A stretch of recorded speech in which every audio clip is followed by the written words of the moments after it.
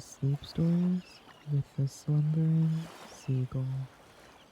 So wherever you are, underneath the sun or underneath the stars, get relaxed and comfortable and let yourself drift away. Seasons.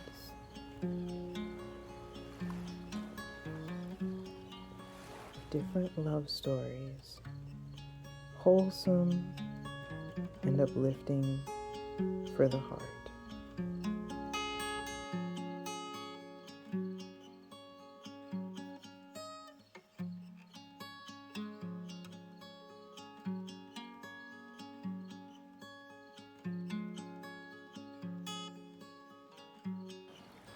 Sunset strolls by the shore.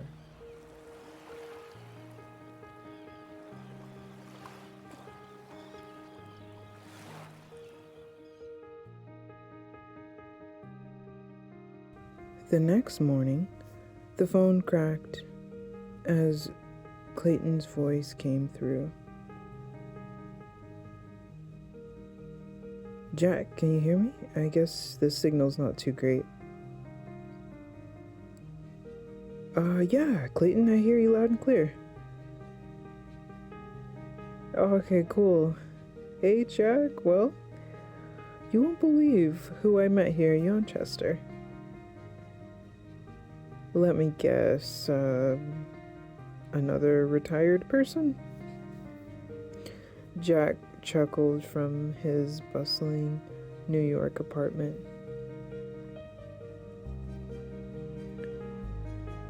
No, man. Her name is Opal. And she's different. Different how? Jack's interest piqued. Clayton's voice softened. She's got this calm about her. We spent hours talking about books and the ocean. It was just peaceful. Jack's tone turned skeptical. Sounds pretty quiet to me. There are plenty of women here in the city, Clay. Gorgeous and always up for something fun. We're at the prime of our life, man. This is our chance to live it up. I thought you were into, that girl we met at my birthday dinner, Leslie?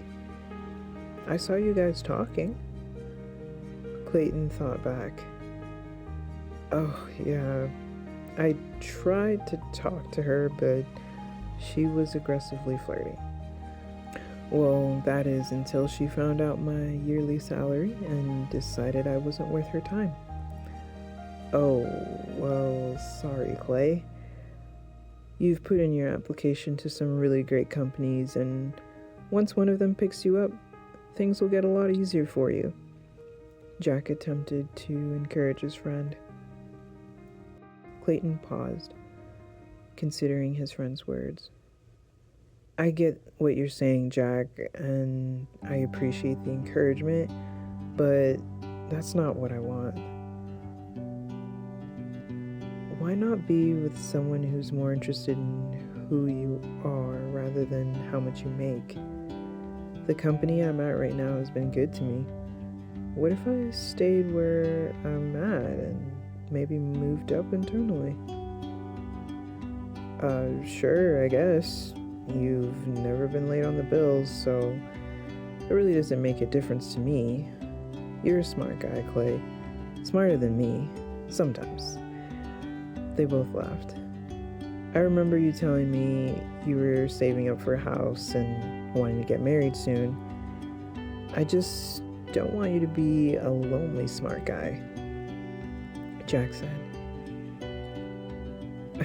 I hear you, man. You've helped me out a lot, and I wouldn't have made it this far without your help, Clayton said, deeply grateful. It's not about women like Leslie anymore, he continued. where everything revolves around status and wealth, I don't want to just marry anybody. I've been digging deeper and realizing that those things don't matter to me. Opal's different, you know? She's got substance. She's so captivating without needing all kinds of fancy things. If you say so, Jack replied, unconvinced. It's only been a few days, Clay. Just don't forget about the real world out here, he said, hoping his friend wasn't being too drastic. This is plenty real for me, Clayton said firmly. I like Opal just the way she is. I just need to find out how she feels. The line went quiet for a moment before Jack accepted what he was hearing. Well, as long as you're happy, man, that's what matters. Clayton smiled. Yeah, I think I am. So, you don't mind if I ask Leslie out then? They both laughed. I wouldn't advise it, but whatever, man. The way she was eyeing you after our conversation ended, she probably would say yes, Clayton said, still laughing. I'm just kidding. Now her friend Mila, though...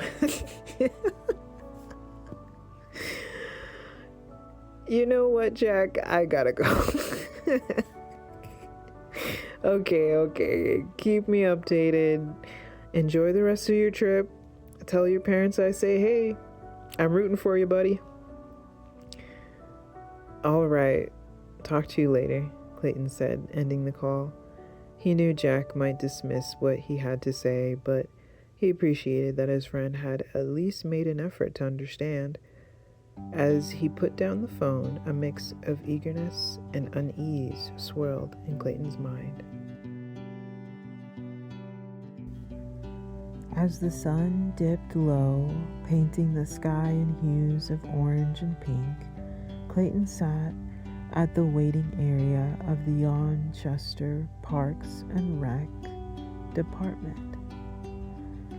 His fingers tapped a restless rhythm on his knee as he waited for Opal to finish her internship for the day.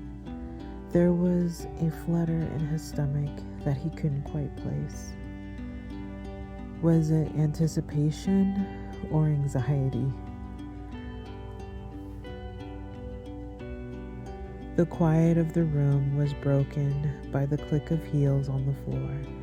A woman with an air of confidence emerged from the nearby office. Her eyes scanned the room before settling on Clayton. She approached him with a warm smile. Hi there, can I help you with anything? She asked, her voice carrying a hint of curiosity. Clayton straightened up, offering a polite smile. No, thanks. I'm just waiting for my friend Opal. She's finishing up her internship. The woman's eyes lit up. Oh, Opal. She's been a great addition here. I'm Ivy, by the way. Clayton, he replied, extending his hand. Nice to meet you. As they fell into conversation, Clayton found himself unexpectedly at ease.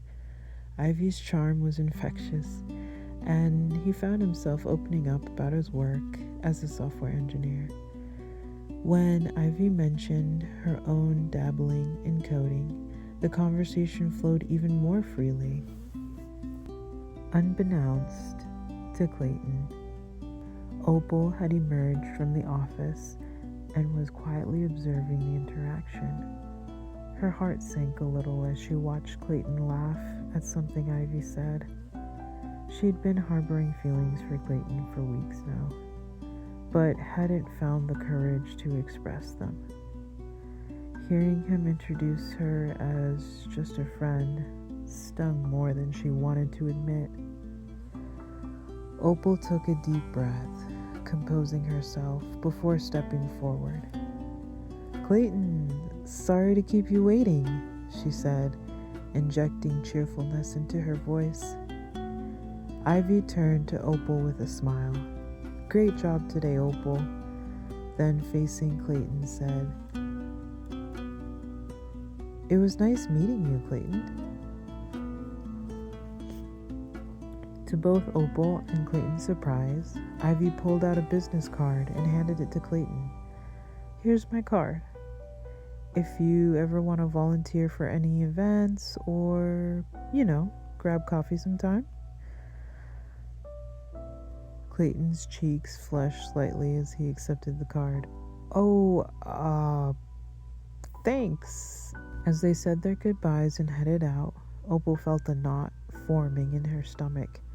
She wanted to be happy for Clayton, but jealousy and disappointment warred within her. Once outside, Opal attempted to mask her feelings. Clayton, oblivious of Opal's internal struggle, spoke up. You ready for dinner?" As they walked to the car, Opal stole glances at Clayton. She knew that Ivy had a background that brought a connection between her and Clayton, and this made her heart ache. But she pushed the feelings down. They weren't a couple, she reminded herself. She had no right to feel this way. As Clayton started the car, Opal suddenly felt drained. The thought of sitting through dinner and pretending everything was fine seemed impossible. "Clayton," she said softly, "I'm actually not feeling up for dinner tonight. Would you mind just dropping me off at home?" Clayton looked at her with concern. "Are you okay? You seemed fine earlier." Opal forced a smile. "Just tired from the internship, I guess. Rain check on dinner?" "Of course," Clayton replied, shifting the car into drive. "We'll do it another time." As they drove in silence, Opal made a silent promise to herself. She would give herself time to get to know Clayton better, and when the moment was right, she would open up about her feelings. For now, she would do her best to be a good friend, even if every fiber of her being yearned